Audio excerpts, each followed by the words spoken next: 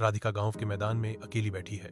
उसका चेहरा निराशा से भरा हुआ है, क्योंकि वह अन्य बच्चों को अपनी पतंगे उड़ाते हुए देखती है। पास ही पतंगे आसमान में नाचती हैं, जो राधिका की जमीनी पतंग की दर्दनाक याद दिलाती हैं। राधिका अपनी पतंग को जमीन पर पड़े हुए देखती है, जो उसके अधूरे सपनों का प्रतीक है। अपने घर की नरम चमक में राधिका की चिंता को उसकी मां की आरामदायक उपस्थिति से राहत मिलती है।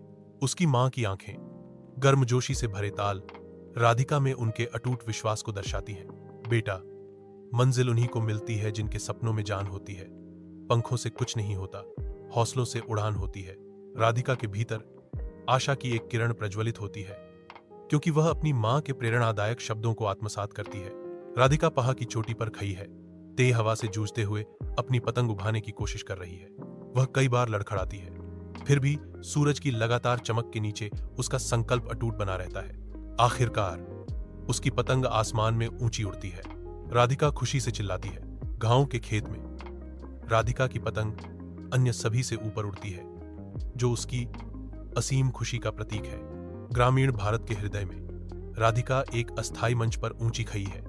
सूरज की रोशनी उसके दृढ़ चेहरे को प्रकाशित कर रही है, क्योंकि वह गांव के बच्चों के साथ अपनी प्रेरणादायक कहानी साझा करने की तैयारी कर रही है। मैं अपनी कहानी आप सभी के साथ साझा करना चाहती हूँ। यह आसान नहीं रहा है, लेकिन कड़ी मेहनत और दृढ़ संकल्प के माध्यम से कुछ भी संभव है, राधिका घोषणा करती है।